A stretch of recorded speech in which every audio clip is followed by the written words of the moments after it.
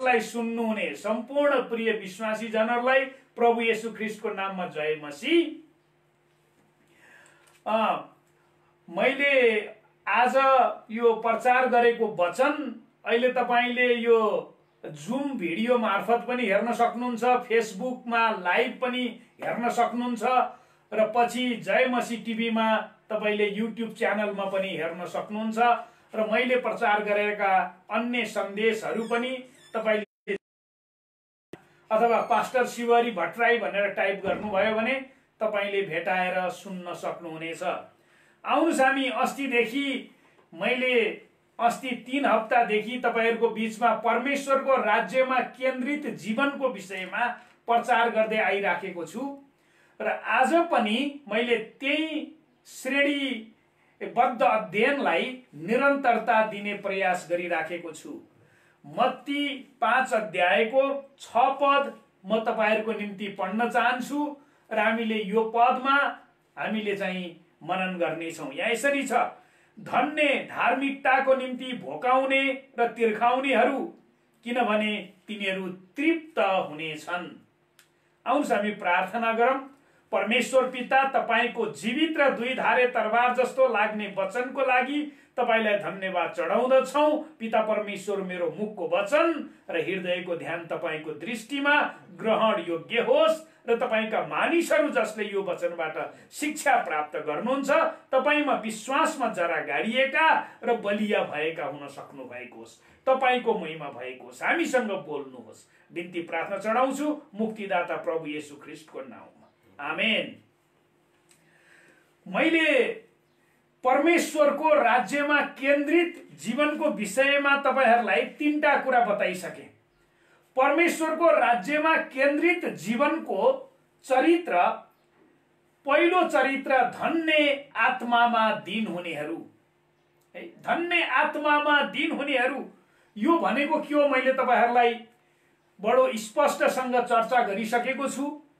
त्यस्तै धन्य शोक गर्नेहरू यो परमेश्वरको राज्यमा केन्द्रित जीवनको दोस्रो चरित्र हो।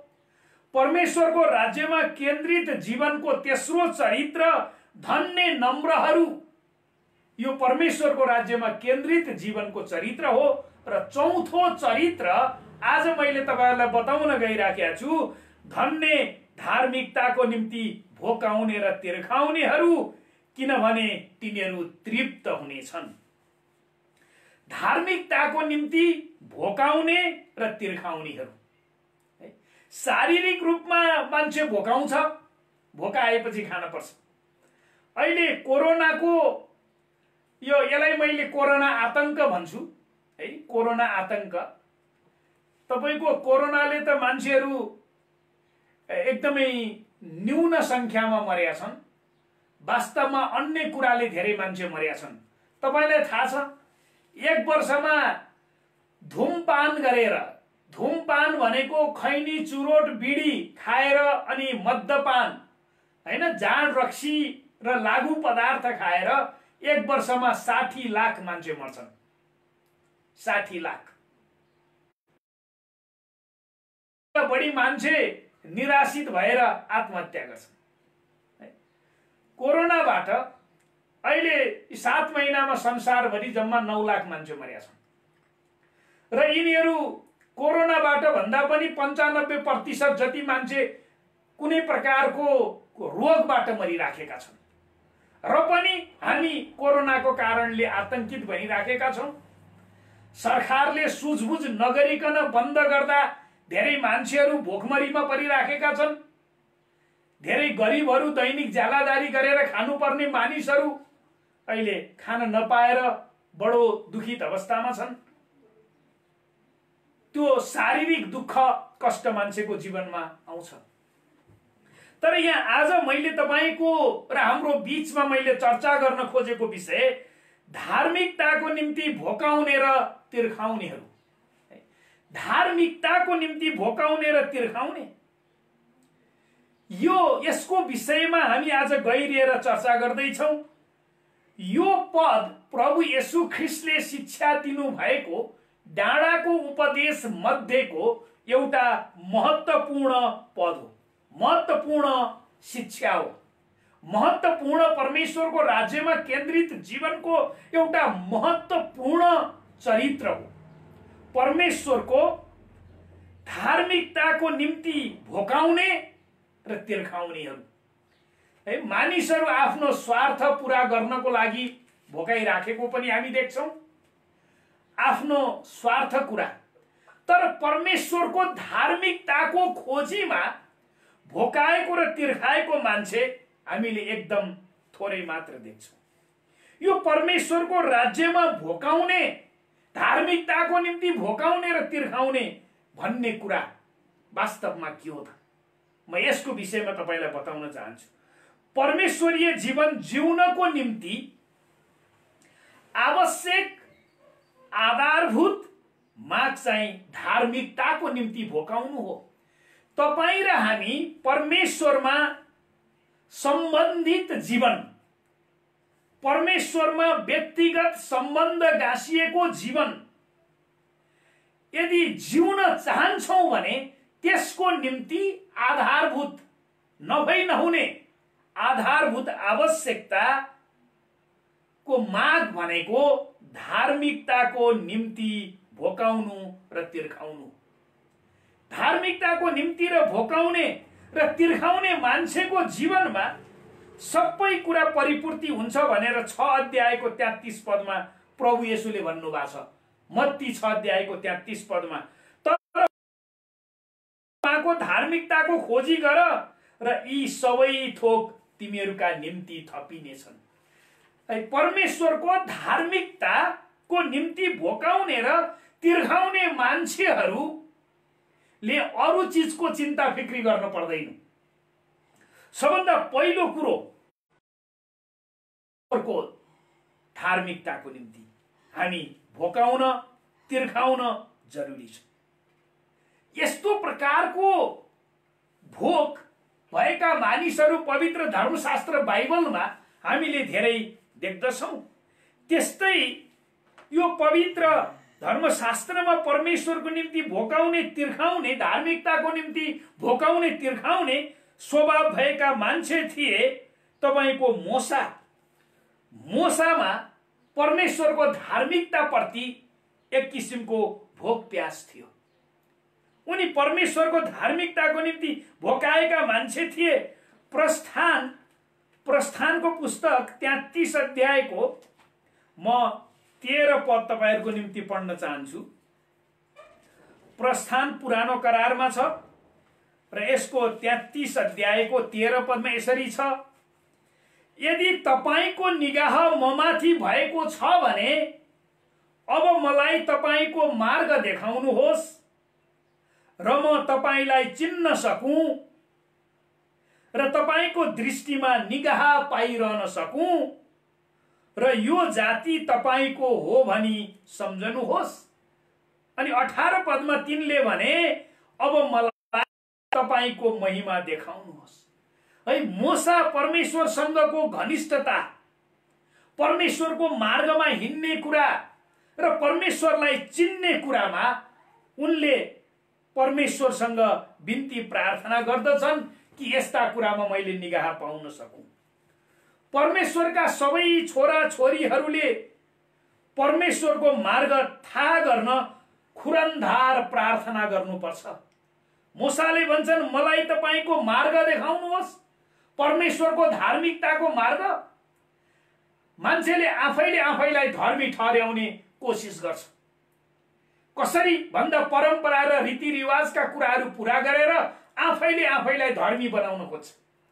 वास्तवमा हामीलाई धर्मी ठहर्याउने परमेश्वर हुनुहुन्छ र उहाँले आफ्नो एकलौता पुत्रको रगतको बलिदानबाट आज संसारका मान्छेलाई धुन चाहनुहुन्छ र परमेश्वरले आफ्नो धार्मिकता आफ्नो पुत्र येशू मार्फत ती मान्छेलाई दिन चाहनुहुन्छ जसले परमेश्वरसँग खुरन्धर प्रार्थना गर्छन्, परमेश्वरको चाहना राख्छन्, उहाँको धार्मिकताको खोजी गर्छन्, पुत्र येशू प्रभुलाई आफ्नो जीवनको प्रभु र मुक्तिदाता भनेर मुखले स्वीकार गरेर हृदयमा विश्वास गरेर ग्रहण गर्दछ। त्यस्ता मान्छेको जीवनमा परमेश्वरको धार्मिकता प्राप्त हुन्छ। परमेश्वरका सबै छोरा छोरीहरूले उहाँको मार्ग थाहा गर्नको लागि खुरन्दर प्रार्थना गर्नुपर्छ। उहाँको परमेश्वरको हृदय, उद्देश्य, बुद्धि, पवित्र सिद्धान्तहरू र उहाँको दुःख कष्ट समेत हामीले जान्नलाई कोसिस गर्नुपर्छ। प्रभु येशू ख्रीष्टले सारा मानव जातिलाई मुक्ति दिन कति दुःख कष्ट उठाउनु भयो। यसो गर्नाले हामी परमेश्वरसँगको घनिष्ठतामा जिउनेछौँ। मोसाको प्रार्थना थियो, प्रभु तपाईको मार्ग मलाई देखाउनुहोस् र मलाई निगाह दिनुहोस् कि मैले तपाईलाई अझै घनिष्ठताका साथ चिन्न सकूँ। परमेश्वरको धार्मिकताको निम्ति भोकाउने र तिर्खाउने मन भएको मान्छेसँग त्यस्ता विचारहरू हुन्छन्। हामीले भजन संग्रहमा हेर्यौं भने भजन संग्रहका लेखकले पनि बडो हृदयको चाहना साथ उनले पनि परमेश्वरसँग उहाँको धार्मिकताको निम्ति भोकाएको कुरा यहाँ प्रकट गर्दछन्। भजन संग्रह 42 को 1 र 2 पद म तपाईहरुको लागि पढ्न चाहन्छु। भजन संग्रह 42 को 1 र 2 मा यसरी छ, जसरी हरिणले खोलाका पानीको तृष्णा गर्दछ त्यसरी नै हे परमेश्वर मेरो प्राणले तपाईको तृष्णा गर्दछ। मेरो प्राण परमेश्वरको निम्ति, जीवित परमेश्वरको निम्ति तिर्खाउँछ। म कहिले गएर परमेश्वरलाई भेटौं। यो भजन का लेखक कोरवंशी मार्फत परमेश्वरको पवित्र आत्माद्वारा आएको वचन हो र यसमा यो भजन संग्रहका लेखकले जीवित परमेश्वरको निम्ति, जीवित परमेश्वरलाई अनुभव गर्नको निम्ति, उहाँको घनिष्ठतामा जिउनको निम्ति एउटा मुडुली मृगले मरुभूमिमा पानीको तृष्णा गरेर तिर्खाएर आत्तिए जस्तै आफू पनि परमेश्वरको धार्मिकताको निम्ति, घनिष्ठताको निम्ति तिर्खाएको कुरा यहाँ व्यक्त गरेका छन्। मेरो प्राण परमेश्वरको निम्ति, जीवित परमेश्वरको आज परमेश्वरका जनहरूको जीवन के कुराको लागि आइराखेको छ, के कुन कुराको तृष्णा आज परमेश्वरका मानिसहरूको जीवनमा छ, आज हामीले आफूलाई जाँच्नु पर्ने समय आएको छ। पानी शारीरिक जीवनको निम्ति अत्यावश्यक भएझैं सन्तुष्टि र जीवनको परिपूर्णताको निम्ति परमेश्वर र उहाँको उपस्थिति आवश्यक छ। आज पानी हामीसँग सबै थोक भएर पानी भएन भने हामी बाँच्न सक्दैनौँ। पृथ्वीमा त्यही भएर परमेश्वरले यो पृथ्वी बनाउँदा पनि 3 भाग पानी 1 भाग जमिन बनाउनु भएको छ। मान्छेलाई पानी धेरै चाहिन्छ। हाम्रो शरीरमा तपाईको पानी हेर्नुभयो भने 70% पानीको भाग छ हाम्रो शरीरमा। हाम्रो शरीरमा 70% पानीको भाग छ, 30% मात्रै हाड छाला र मासु छ। पानीसँग तुलना गरिया छ, किनभने शारीरिक रूपमा जीवन जिउनको निम्ति पानी अत्यावश्यक छ। पानी अत्यावश्यक भए जस्तै हाम्रो जीवनको सन्तुष्टि र परिपूर्णताको निम्ति परमेश्वर र उहाँको जीवित उपस्थिति हाम्रो जीवनमा जरुरी छ। चाहे हामी संकष्टबाट भएर जाउँ, अभाव र घाट, चाहे हामी गरिबीबाट भएर जाउँ, चाहे हामी प्रशस्तताबाट भएर जाउँ, जब परमेश्वरको उपस्थिति हाम्रो जीवनमा छ भने हामी डराउनु पर्दैन। प्रेरित पावलले फिलिप्पीहरूलाई लेखेको पत्र 4 अध्यायको 11-12 पदमा भन्नुहुन्छ, उहाँको जीवनको सन्तुष्टिको रहस्य उहाँले बताउनुहुन्छ। यो वचन पनि परमेश्वरको यो जीवित वचन प्रेरित पावलद्वारा परमेश्वरको पवित्र आत्माले लेख्नु भएको। यहाँ यसरी छ, म 4 अध्यायको 11 पदबाट म तपाईहरुको निम्ति पढ्न चाहन्छु। खाँचो पर्यो भनेर मैले गुनासो पोखाएको होइन, किनभने कुनै परिस्थितिमा भए पनि त्यसमा सन्तुष्ट रहन मैले सिकेको छु। जुनसुकै परिस्थितिमा भए पनि त्यसमा सन्तुष्ट रहन मैले सिकेको छु। कसरी होचिन, कसरी बढ्न म जान्दछु। परिपूर्णतामा होस् वा भोक प्यासमा होस्, प्रशस्ततामा होस् वा अभावमा होस्, सबै परिस्थितिमा सन्तुष्ट रहने रहस्य मैले सिकेको छु। परमेश्वरको उपस्थिति यति शक्तिशाली हुन्छ, जब तपाईं परमेश्वरको धार्मिकताको निम्ति भोकाउँछौं, परमेश्वरको उपस्थिति हाम्रो जीवनमा यति शक्तिशाली हुन्छ कि तपाईं जस्तो सुकै परिस्थितिबाट जानु भए तापनि तपाईं सन्तुष्टि र परिपूर्णताको अनुभव गर्न सक्नुहुन्छ। त्यो परमेश्वरको उपस्थितिले जिने हो। त्यो उपस्थिति कति बेला तपाईले अनुभव गर्न सक्नुहुन्छ, जति बेला तपाईं परमेश्वरको धार्मिकताको निम्ति भोकाउनुहुन्छ। परमेश्वरको धार्मिकताको निम्ति भोकाउने। त्यसकारण भजन संग्रहका लेखकले यहाँ भन्छन्, सन्तुष्टि र जीवनको परिपूर्णता परमेश्वरको उपस्थितिबाट आउँछ। सच्चा विश्वासीहरू आफ्नो जीवनमा परमेश्वर र उहाँका अनुग्रह, आशिष र अलौकिक कार्यको निम्ति र तिर्खाउँछन्। सच्चा विश्वासीहरू आफ्नो जीवनमा परमेश्वर र उहाँका अनुग्रह, आशिष र अलौकिक कार्यको निम्ति भोकाउँछन् र तिर्खाउँछन्। आज तपाईं र म के कुराको निम्ति भोकाइराखेका छौं?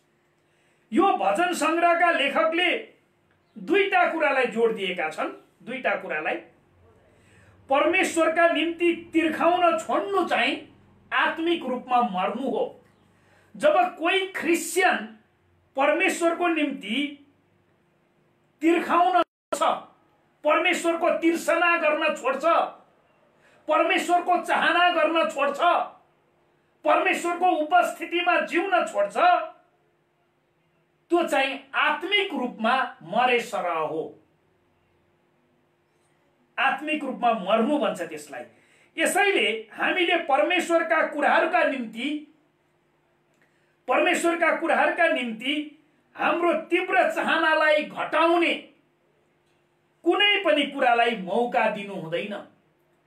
परमेश्वर प्रतिको तपाईको तीव्र चाहनालाई घटाउने कुरा यदि तपाईको जीवनमा कहीँ कतै छ भने त्यस्ता कुरालाई तपाईले प्रशय दिन मिल्दैन है। तपाईको कुरालाई तपाईले त्यहाँ घटाउन मिल्दैन है। कुनै कुरालाई परमेश्वरको उपस्थितिलाई घटाउन तपाईले मिल्दैन, त्यस्ता कुरालाई मौका दिन मिल्दैन। हाम्रा जीवनमा आउने जीवनका चिन्ता फिक्री, सांसारिक थोकहरूलाई पछ्याउने, सांसारिक थोकहरूको चिन्ता फिक्रीको बोझ है, त्यस्ता कुराले परमेश्वर प्रतिको हाम्रो चाहनालाई कम गर्न सक्छ। त्यस्ता कुराको हामीले चिन्ता फिक्री लिन जरुरी छैन है।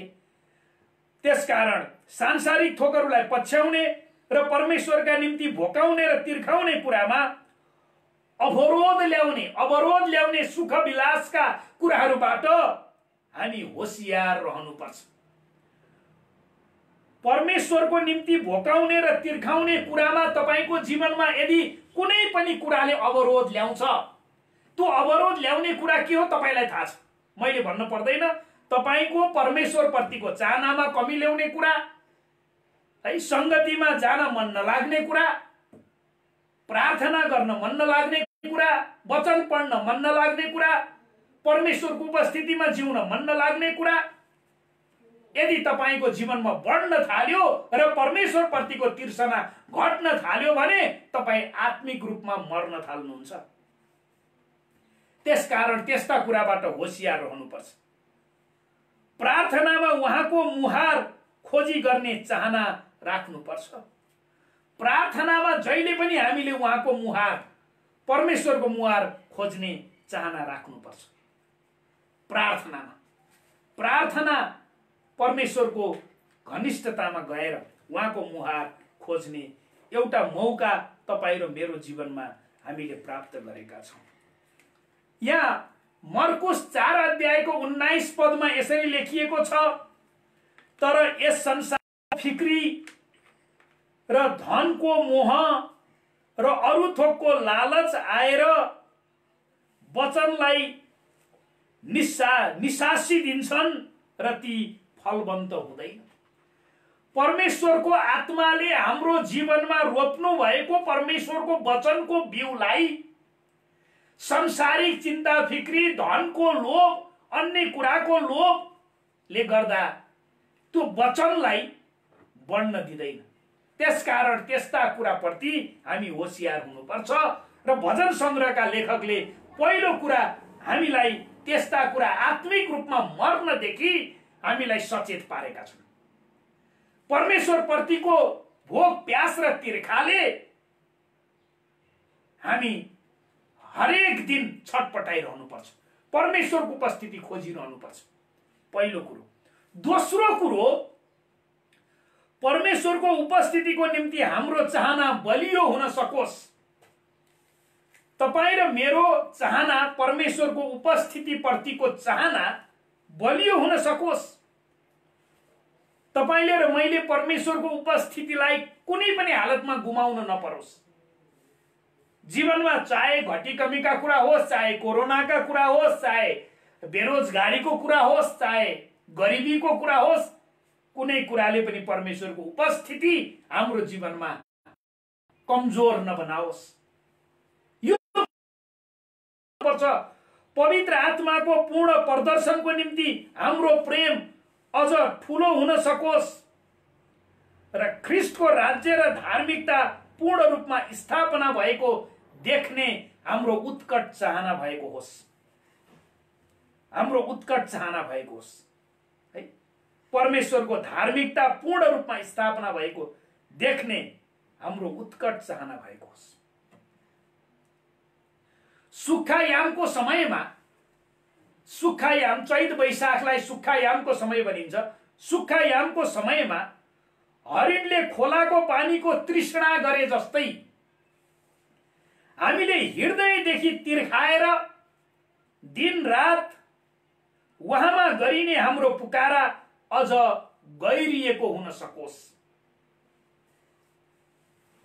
हामीले हृदयदेखि तिर्खाएर दिन रात उहाँमा गरिने हाम्रो पुकारा अझ गहिरिएका हुन् भनी हामीले प्रार्थना गर्नुपर्छ। त्यसकारण पहिलो कुरो हामीलाई आत्मामा कमजोर गर्ने कुराबाट होशियार हुने, दोस्रो कुरा हामी आफै परमेश्वरको उपस्थितिमा बलियो हुने कुराको लागि यो भजन संग्रह 42 मा हामीले हेरेको कुरा। भजन संग्रह 63 को 1 र 2 पदमा पनि यस्तै कुरा प्रकट गरिएको छ। यहाँ म भजन संग्रह 63 को 1 र 2 पद तपाईहरुको निम्ति पढ्न चाहन्छु। हे मेरा परमेश्वर, तपाई मेरा परमेश्वर हुनुहुन्छ। म तपाईलाई दिलो ज्यानले खोज्छु। पानी नभएको ओबानो र बाँझो जमिनमा मेरो प्राण तपाईको निम्ति तिर्खाउँछ। मेरो शरीर तपाईकै निम्ति मरि मेट्दछ। यहाँ परमेश्वरको निम्ति भोकाउने कुरा यहाँ भजन संग्रहका लेखकले फेरि यहाँ उल्लेख गरेका छन्। यो भजन संग्रह 63 परमेश्वरको पवित्र आत्मा दाऊद राजा मार्फत उहाँले र पवित्र आत्मा बोल्नु भएको। हे परमेश्वर, तपाई मेरा परमेश्वर हुनुहुन्छ। म तपाईलाई दिलो ज्यानले खोज्छु। पानी नभएको ओबानो र बाँझो जमिनमा मेरो प्राण तपाईको निम्ति तिर्खाउँछ। मेरो शरीर तपाईकै निम्ति मरि मेट्दछ। म तपाईलाई दिलो ज्यानले खोज्छु। परमेश्वरको धार्मिकताको निम्ति भोकाउने र तिर्खाउने मान्छेहरूले पहिलो कुरा परमेश्वर प्रतिको भोग प्यासलाई कमजोर हुन दिन्नन्। दोस्रो कुरा, परमेश्वर प्रतिको विश्वास र भक्तिमा बलियो हुन्छन्। तेस्रो कुरा, उनीहरूले दिलो ज्यानले परमेश्वरलाई यो भजनमा गरे जस्तै हरेक विश्वासीले प्रार्थना गर्न पर्छ। दाउद राजाले यो भजन संग्रहमा गरे जस्तै प्रार्थना हरेक विश्वासीले गर्नुपर्छ। यहाँ उनले गरेको प्रार्थना, पहिलो प्रार्थना के छ? यसले परमेश्वरको निम्ति आफ्नो हृदयमा गहिरो तृष्णा भएको कुरालाई वर्णन गर्छ। आफ्नो हृदयमा गहिरो तृष्णा, परमेश्वर प्रति गहिरो तृष्णा, जुन उहाँसँग घनिष्ठ सम्बन्धद्वारा मात्र पूरा गर्न सकिन्छ। परमेश्वरसँग घनिष्ठ सम्बन्ध राखेर मात्रै तपाईले परमेश्वर प्रतिको गहिरो तृष्णा पूरा गर्न सक्नुहुन्छ। परमेश्वरसँग सम्बन्ध छैन भने सक्नुहुन्न। दोस्रो कुरो, परमेश्वरलाई चिनेको छु भनी दाबी गर्ने व्यक्तिहरूले निम्न प्रश्नहरू सोधेर आफैलाई जाँच गर्नु आवश्यक छ। तपाईले परमेश्वरलाई चिन्नु भएको छ भनेर तपाईले गर्व गर्नुहुन्छ भने तपाईले मैले तल भनेका केही प्रश्नहरू आफैलाई सोध्नुहोस् र आफूलाई जाँच्नुहोस्। पहिलो प्रश्न के छ भन्दा, के मसँग मेरो जीवनमा परमेश्वर र उहाँको उपस्थितिको निम्ति छ? के तपाईसँग, तपाईको परिवारसँग, तपाईको छोरा छोरीसँग परमेश्वरको उपस्थितिको निम्ति बलियो चाहना छ? मेरो जिन्दगीमा परमेश्वरको उपस्थिति भए हुन्थ्यो भन्ने बलियो चाहना छ? यदि छैन भने आजदेखि त्यो चाहनालाई विकास गर्न थाल्नुहोस्। मोसाले भन्छन्, तपाईको उपस्थिति बाहेक मलाई अरू केही पनि चाहिँदैन। प्रभु, तपाईको उपस्थिति मेरो जीवनमा हुनु भनेको सारा संसार प्राप्त गरे भन्दा ठूलो कुरो। मोसाले बुझेका थिए, मोसाले बुझेका थिए। अनि मोसाले बुझेको कारणले गर्दा उनले भन्न सकेका थिए कि मेरो जीवनमा परमेश्वरको चाहना विशाल छ। मेरो जीवनमा परमेश्वरको चाहना, परमेश्वरको उपस्थितिको चाहना छ। दोस्रो प्रश्न, के मैले मेरो जीवनमा भक्तिहीन भौतिकवाद र सांसारिक मनोरञ्जनलाई बढी प्राथमिकता दिएर प्रार्थना, बाइबल अध्ययन र परमेश्वर र उहाँको धार्मिकताको निम्ति तीर्खालाई मेरो जीवनमा न्यून स्थान दिएको छु? के परमेश्वर न्यून स्थान मैले दिएको छु? हामीले बुझ्नु पर्ने कुरो है, सांसारिक मनोरञ्जनलाई बढी प्राथमिकता दिएर प्रार्थना, बाइबल अध्ययन र परमेश्वर र उहाँको धार्मिकताको निम्ति गहिरो भोक र तीर्खालाई हामीले महत्त्व दिएका छौं अथवा सांसारिक मनोरञ्जन र भौतिकवादलाई हामीले बढी महत्त्व दिएका छौं? हाम्रो जीवनमा बढी महत्त्व कुन कुरालाई हामीले दिएका छौं? हाम्रो जीवनमा हामीले बढी महत्त्व कुन कुरालाई दिएका छौं? त्यो कुरालाई हामीले विचार गर्नुपर्छ। कुन कुरालाई हामीले बढी दिएका छौं? तपाईको र मेरो जीवनमा परमेश्वरको धार्मिकताको निम्ति तिर्खाउने व्यक्तिले यस्ता कुराहरूलाई विचार गर्छ। परमेश्वरको धार्मिकताको निम्ति तिर्खाउने व्यक्तिहरूले, अनि परमेश्वरको धार्मिकताको निम्ति तिर्खाउने व्यक्ति हामीले भजन संग्रहका लेखकको विषयमा पनि हेर्यौं, मोसाको विषयमा पनि हेर्यौं। अब प्रेरित पावलमा पनि परमेश्वर प्रति तिर्खाउने र भोकाउने कुरा छ।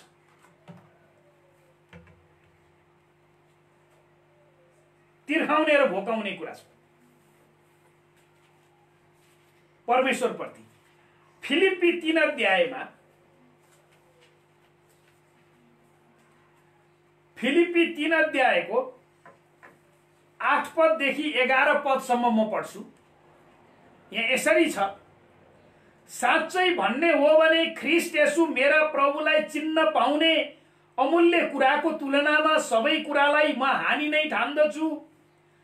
ख्रीष्टलाई प्राप्त गर्न सकु भनेर उहाँको निम्ति मैले सबै कुराको नोक्सानी भोगेको छु, अनि ती सबैलाई फोहोर मैला तुल्य म गन्दछु, र म सम्पूर्ण रूपले म उहाँमा भएको पाइन सकूं। व्यवस्थामाथि आधारित भएको मेरो आफ्नै धार्मिकता होइन, मेरो आफ्नै धार्मिकता होइन, तर मेरो धार्मिकता यही हो जो ख्रीष्टमाथि निर्भर हुन्छ, जुन चाहिँ परमेश्वरबाट आउने धार्मिकता हो। म उहाँलाई र उहाँको पुनरुत्थानको शक्ति जान्न सकूं र उहाँको मृत्युमा उहाँ जस्तै भई उहाँको दुःख भोगमा सहभागी हुन सकूं, सम्भव भए मरेकाहरूबाट म पुनरुत्थान प्राप्त गर्न सकूं। प्रेरित पावलको उत्कट चाहना प्रभु येशू ख्रीष्टलाई चिन्ने, उहाँसँगको घनिष्ठतामा जिउने, उहाँको उपस्थितिलाई मनन गर्ने उनको जीवनको महत्त्वपूर्ण लक्ष्य छ। यहाँ हामीले पढेका यी खण्डहरूमा प्रेरित पावलले प्रभु येशू ख्रीष्टको विषयमा 4वटा कुरा जान्न चाहनुहुन्छ। यी पदहरू प्रेरितको हृदय र क्रिस्चियन विश्वासको सार तत्त्वका कुराहरू हामीले यहाँ देख्छौं। पावलले सबैभन्दा ठूलो चाहना ख्रीष्टलाई चिन्नु र उहाँको व्यक्तिगत संगति र अझ घनिष्ठ रूपमा उहाँको सामिप्यता अनुभव गर्नु थियो। अनि प्रेरित पावलले यहाँ 4वटा कुरालाई विशेष जोड दिएको हामी देख्छौं। पहिलो कुरा, परमेश्वरको वचनमा प्रकट गरिए अनुसार ख्रीष्टलाई र उहाँका मार्गहरू, स्वभाव र चरित्रलाई व्यक्तिगत रूपमा चिन्नु, ख्रीष्ट येशूलाई व्यक्तिगत रूपमा चिन्नु, ख्रीष्टको साँचो ज्ञानमा उहाँको वचन सुन्नु, उहाँको आत्मालाई पछ्याउनु, उहाँले हामीसित गर्नुहुने व्यवहारप्रति विश्वास, सत्यता र आज्ञा पालनमा जिउनु र उहाँका सरोकारहरू र उद्देश्यहरू हाम्रा सरोकारहरू र उद्देश्यहरू बनाउनु पर्दछ। दोस्रो कुरा, आफूलाई ख्रीष्टमा भएको पाइनु भनेको आफू जहिले पनि ख्रीष्टमा भएको पाइनु। उनलाई देख्दा तपाईले ख्रीष्टलाई भेटेको अनुभव गर्न सक्नु भएको होस् भन्ने प्रकारको उनको जीवन थियो। अर्थात् ख्रीष्टसित एकता र संगतिमा हुनु, जसले परमेश्वरबाट आएको वरदानको रूपमा अनुभव गरिएको धार्मिकता उत्पन्न गर्दछ। त्यसकारण ख्रीष्टमा लुकिएको जीवन। तेस्रो कुरा, उहाँको पुनरुत्थानको शक्ति जान्नु, अर्थात् जीवनको नवीकरण, पापबाट छुटकारा र प्रभावशाली गवाही, चंगाई, आश्चर्य कर्महरू र अन्त्यमा मृत्युबाट आफ्नो पुनरुत्थान ल्याउन पवित्र आत्माको शक्ति अनुभव गर्नु। तेस्रो कुरा। अनि चौथो कुरा, सो इन्कार भनेको आफैलाई इन्कार गरेर पुरानो मनुष्यत्व, हामीमा भएको पुरानो मानिसलाई क्रुसीकरण गरेर ख्रीष्ट र उहाँको उद्देश्यको खातिर दुःख कष्ट भोगाईद्वारा ख्रीष्टको दुःख कष्टमा सहभागी भएर जिउनु। प्रेरित पावलको लागि धार्मिकताको लागि भोकाउनु र तिर्खाउनु भन्ने कुराको अर्थ तिनै थियो। आज तपाई धार्मिकताको निम्ति भोकाउनु र तिर्खाउनुको अर्थ के हो? क्रिश्चियनहरूको आत्मिक अवस्था, तिनीहरूका जीवनभरि यस्ता कुराहरूप्रति तिनीहरूका भोक र तिर्खामा निर्भर रहनेछ। अब हाम्रो जीवनभरि आज हामी क्रिश्चियन भएको कारण के कुरामा हाम्रो जीवन निर्भर रहनुपर्छ त? म केही कुरा बताउँछु अनि त्यसपछि मैले मेरो सन्देशलाई अन्त्य गर्नेछु। पहिलो कुरा, हाम्रो जीवनभरि हामीले के कस्ता कुरामा हामीले चाहिँ हाम्रो तिर्सना तिर्खा राख्नुपर्छ त? पहिलो परमेश्वरको उपस्थिति। पहिलो परमेश्वरको उपस्थिति व्यवस्था 4 अध्यायको 29 पदमा, व्यवस्था 4 अध्यायको 29 पद म तपाईहरुको लागि पढ्न चाहन्छु। तपाईहरुले पल्टाउनु पर्दैन, तपाईहरुले सुने पुग्छ। व्यवस्था 4 अध्यायको 29 पदमा यसरी छ, तर यदि त्यहाँ पनि परमप्रभु तिमीहरूका परमेश्वरलाई तिमीहरूले खोज्यौ भने र तिमीहरूका सारा हृदय र प्राणले खोज्यौ भने तिमीहरूले उहाँलाई भेट्टाउने छौ। सारा हृदय र प्राणले हामीले जीवनभरि परमेश्वरलाई खोज्ने हामीले तिर्सना राख्नुपर्छ। पहिलो कुरो परमेश्वरको उपस्थितिको तिर्सना। दोस्रो कुरो परमेश्वरको वचन। यो परमेश्वरको वचन भनेको जीवित र दुईधारे तरबार जस्तो लाग्ने वचन हो र यो वचन हामीले हाम्रो जिन्दगीभरि खोजिरहनुपर्छ। तेस्रो कुरा ख्रीष्टसँगको संगति, प्रभु येशू ख्रीष्टसँगको संगति है। मण्डलीको शिर प्रभु येशू ख्रीष्ट हो। मण्डलीको शिर प्रभु येशू ख्रीष्ट र मण्डली प्रभु येशू ख्रीष्टको शरीर भएको कारण हामी मण्डलीसँग प्रभु येशू ख्रीष्टसँग निरन्तर संगतिमा रहनुपर्छ। संगति जीवनभरि यो छुट्न नहुने कुरो। धार्मिकताको निम्ति तिर्खाउने मान्छेको जीवनमा भइरहने कुरो मैले बताइराखेको छु। चौथो कुरा आत्माको संगति, पवित्र आत्मामा संगति। जब पवित्र आत्मामा हाम्रो संगति हुन्छ, यहाँ यूहन्ना 7 अध्यायमा यसरी बताछ। म तपाईलाई यूहन्ना 7 अध्यायको 37 देखि का पदहरू पढ्छु, 37 देखि 39 सम्म। यहाँ यसरी छ, अब चाडको पछिल्लो दिन अर्थात चाडको प्रमुख दिनमा उभिएर येशूले उच्च स्वरमा यसो भन्नुभयो, यदि कोही तिर्खायो भने त्यो मका आओस् र पिओस्।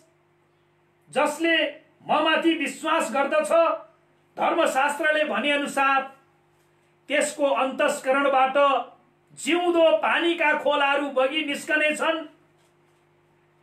तर यो कुरो उहाँले पवित्र आत्माको विषयमा भन्नुभएको थियो, जुन पवित्र आत्मा उहाँमाथि विश्वास गर्नेहरूले प्राप्त गर्न लागेका थिए, किनकि पवित्र आत्मा अहिलेसम्म दिएको थिएन, किनभने येशूको महिमा अझसम्म भएको थिएन। यहाँ पवित्र आत्मामा तिर्सना गर्ने कुरो, परमेश्वरमा तिर्सना राख्ने कुरो, परमेश्वरमा भोकाउने र तिर्खाउने कुरो महत्त्वपूर्ण कुरो छ। अनि पाँचौं कुरो धार्मिकता। धार्मिकताको निम्ति भोकाउने। अहिले हामीले यहाँ पढ्यौं, धन्य धार्मिकताको निम्ति भोकाउने र तिर्खाउने। हामी जिन्दगीभरि परमेश्वरको धार्मिकताको निम्ति भोकाउन र तिर्खाउनु पर्छ। छैठौं कुरो परमेश्वरको राज्यको शक्तिको निम्ति है। पहिला परमेश्वरको राज्य र उहाँको धार्मिकताको खोजी गर, अनि सबै चीज सबै थोक तिमीलाई थपिनेछ। हामीले परमेश्वरको राज्यको चाहना राख्यौं भने अरु कुरा आफै जिन्दगीमा आउँछ। त्यसकारण यो पनि जिन्दगीभरि परमेश्वरको राज्यको शक्तिलाई अनुभव गरेर जिउने कुरा हो। अनि सातौं कुरो प्रभु येशू ख्रीष्टको दोस्रो आगमन छिट्टै हुँदैछ यो धरतीमा। प्रभु येशू ख्रीष्ट अब छिट्टै आफ्नो मण्डलीलाई उठाउन आउँदै हुनुहुन्छ। त्यसको उत्कट प्रतीक्षामा हामी जिउनु पर्छ।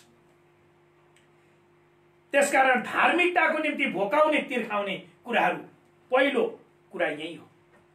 पहिलो कुरा परमेश्वरीय जीवन जिउनको निम्ति आवश्यक आधारभूत माग चाहिँ धार्मिकताको निम्ति भोकाउनु र तिर्खाउनु हो है। यो भोक प्यास भित्र यो सातवटा कुरा मैले तपाईहरुलाई बताएँ। अर्को कुरा सांसारिक चिन्ता फिक्री, सांसारिक चिन्ता फिक्री, सम्पत्तिको छल, धन सम्पत्तिको छल, अरू थोकको लालच र जीवनका सुख चयन र ख्रिस्टमा रहन असफल हुनु जस्ता कुराहरूले हामीलाई परमेश्वर प्रतिको भोक र तिर्खाबाट हामीलाई विचलित बनाउँछ। यी कुराहरूले परमेश्वरका कुराहरू प्रतिको क्रिस्चियनको भोकलाई नाश गरिदिन्छ। त्यसकारण त्यस्ता कुरालाई हामीले घटाउँदै जानुपर्छ। जब परमेश्वर र उहाँको धार्मिकता प्रतिको विश्वासीहरूको भोक नष्ट हुन्छ, तिनीहरू आत्मिक रूपमा मर्छन्। याद गर्नुहोस्, परमेश्वरको धार्मिकता र विश्वासको भोक तपाईमा नष्ट हुन्छ। परमेश्वरको धार्मिकता र उहाँको उपस्थिति प्रति विश्वासीको भोक जब नष्ट हुन्छ, त्यो दिन ती विश्वासीहरू आत्मिक रूपमा मर्छन्। अनि मरेको मानिसमा आशा हुँदैन, मरेको मानिसमा आशा हुँदैन, जीवितमा मात्रै आशा हुन्छ। त्यस आत्मिक रूपमा आफूलाई मर्न नदिनुहोस्। यसै कारण हाम्रो जीवन पवित्र आत्माको दोष देखाइदिने कार्यप्रति हामीहरू संवेदनशील हुनु अति आवश्यक छ। पवित्र आत्माले हाम्रो जीवनमा हामीले गरेका दोषहरू देखाइदिनुहुन्छ र त्यताप्रति सचेत भएर पश्चातापी हृदयका साथ हामी जिउन पर्छ। यूहन्ना 16 अध्यायको 8 देखि 13 सम्ममा यसरी भनिएको छ। यूहन्ना 16 अध्यायको 8 देखि 13 सम्म म तपाईहरुको लागि पढ्छु। अनि जब उहाँ आउनुहुन्छ, उहाँले संसारलाई पाप, धार्मिकता र न्यायको विषयमा दोषी ठहर्याउनु हुनेछ, किनभने तिनीहरू ममाथि विश्वास गर्दैनन्, धार्मिकताको विषयमा किनभने म पिता कहाँ जान्छु र तिमीहरू मलाई फेरि देख्ने छैनौ, र न्यायको विषयमा किनभने यस संसारको शासकलाई दण्डाज्ञा भइसकेको छ।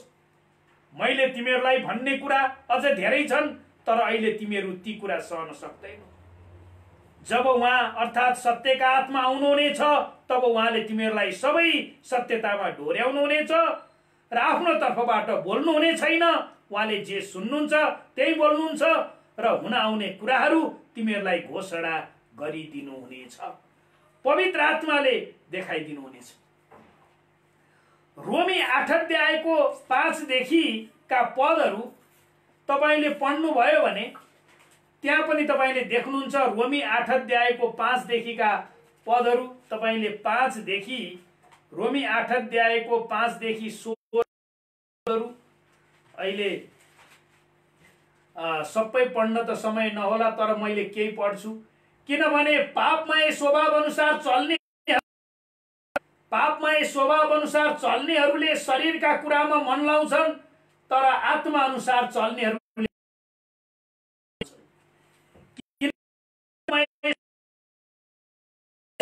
तर पवित्र आत्मामा मन लगाउनु जीवन र शान्ति हो।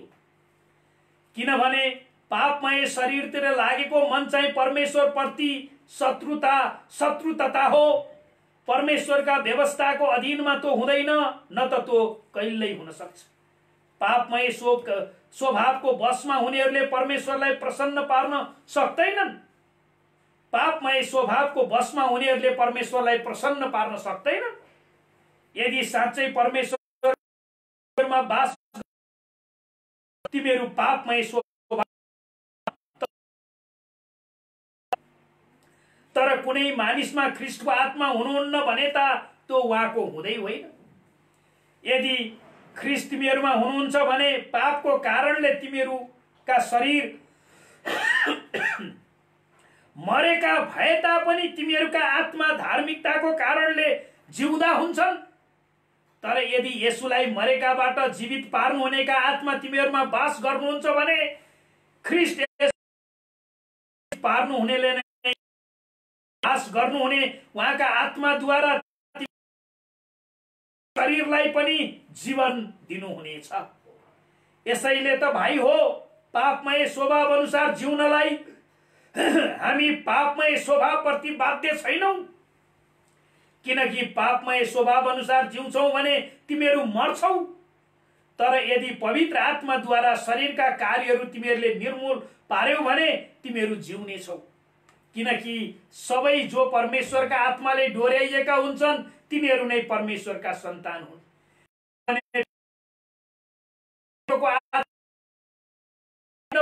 तर तिमीहरूले धर्मपुत्र हुने आत्मा पाएका छौ।